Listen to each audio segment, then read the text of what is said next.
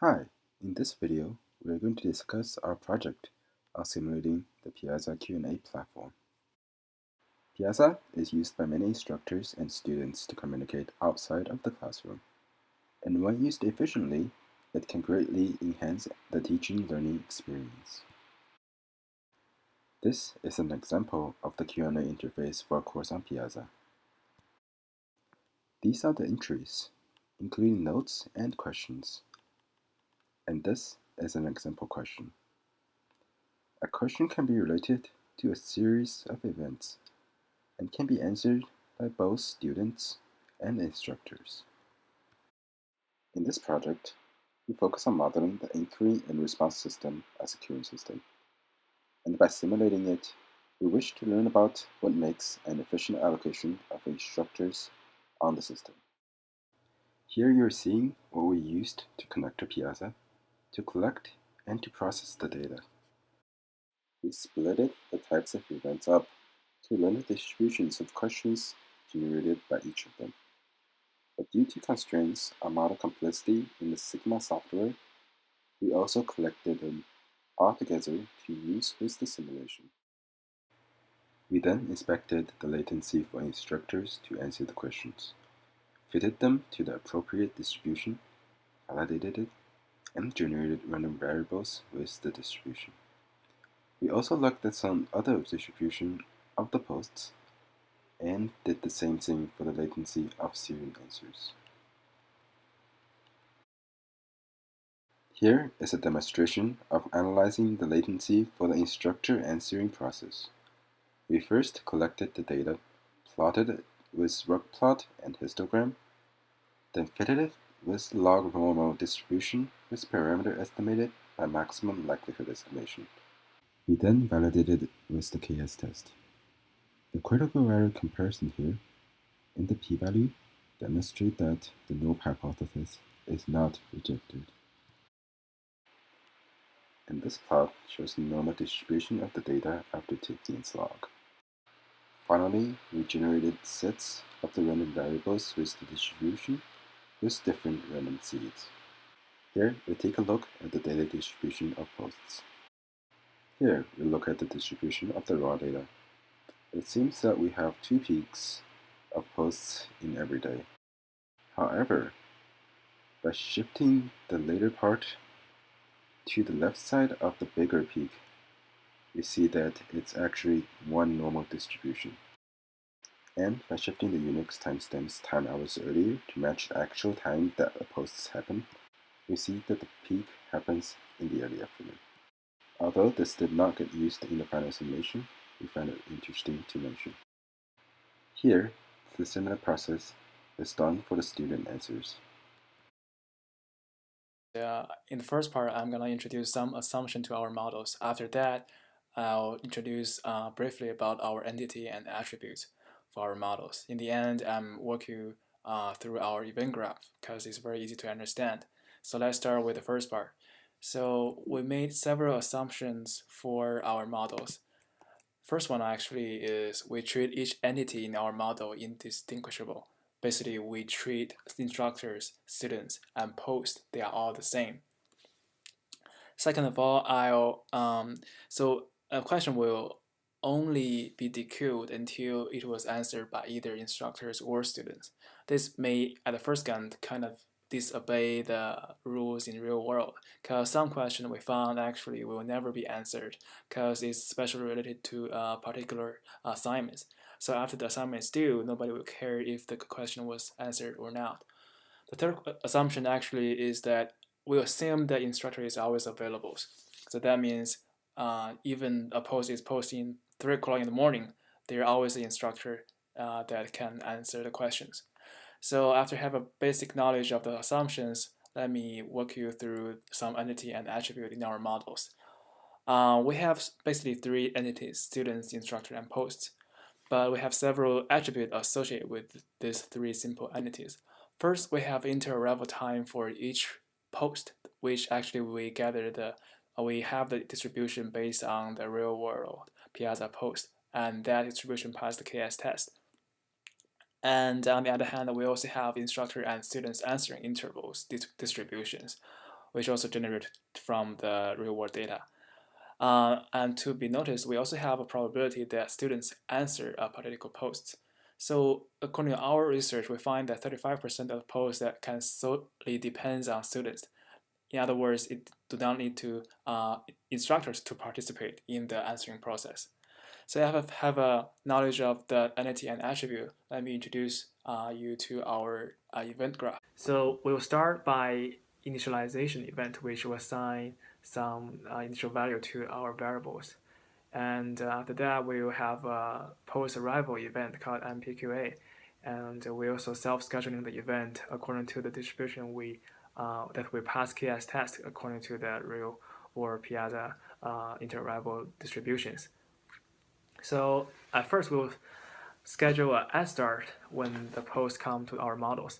So in at start, we will decide if this post will solely rely on student to answers.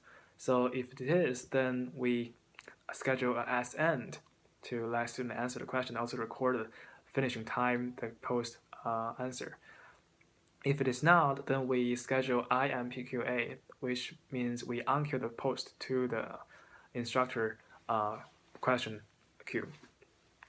So at this moment, we will see if there's available instructors that can answer questions. Also, if there is, and also there is some question in the instructor post queue, then we will dequeue the question off the queue, then let the instructor to answer the question. So after a delay of according to the distribution of instructor answering intervals, then we will schedule IEnd, which means the post answered by the instructor at this moment. Also, there's at pointing from IEnd to I star. That means if there are some posts remain in the post queue, and on the other hand, there are some instructor available, we will schedule another I start. So that basically our model. And in the latter part, Annie will explain some output analysis associated with this event. So now that Zewa and Juan have gone through the basic gist of the project, I just want to go through some of the results and the outcomes and analyze some of the interesting scenarios that came up.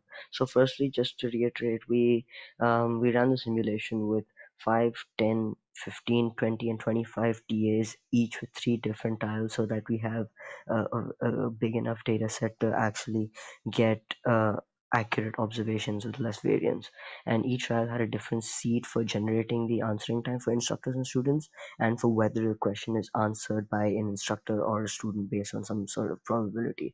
And also, just to reiterate, the timing data for the question arrival was a trace that was ran through CS241 Piazza. So we got the data from there. So some of the interesting outcomes that we got was using a batch mean approach for better accuracy and less variance. We calculated the mean time required for the questions to be resolved, and we found some interesting observations. For example, the percentage of time that all instructors are busy, it was very low for 10, 15, 20, and 25, all under 3%, but for 5 instructors, 35.5% of the time all instructors are busy. So clearly 5 instructors are not enough because they're overworked.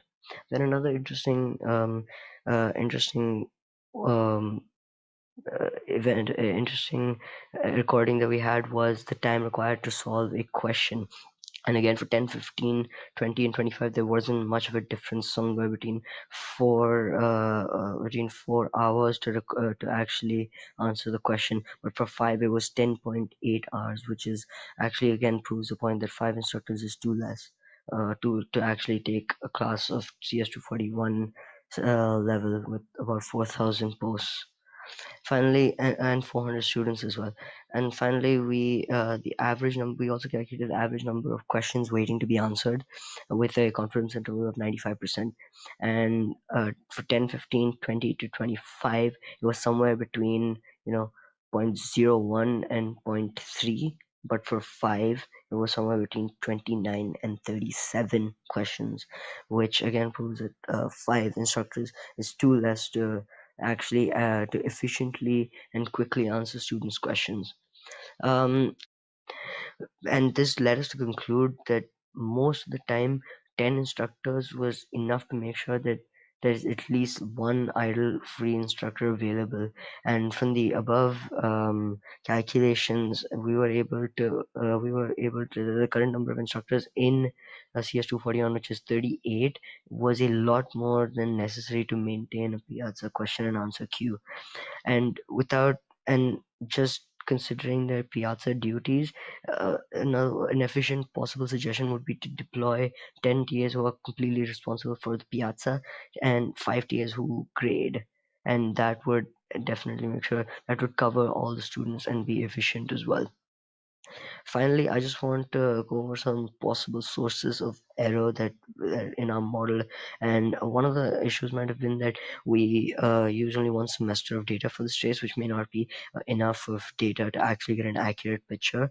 And even though the structure of the class doesn't actually change, it still means that it's not that applicable because it's not a historical trend. We also didn't consider the impact of follow-up discussions on the time consumption of instructors, in case that they have to keep replying on a post, and that also eats into that time. If a significant number of instructors spend way more time on follow-ups than questions, yet another group of TAs actually do the opposite, the distribution of the answering time may not reflect the real actual situation of what's happening. Finally, just some points of improvement for our model.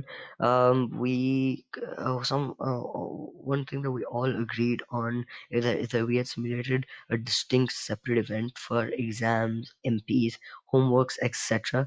It would have given us a greater insight into the different distributions. However, that would have made the model very complex, and therefore we had to make all these assignments homogeneous and put it into one event essentially.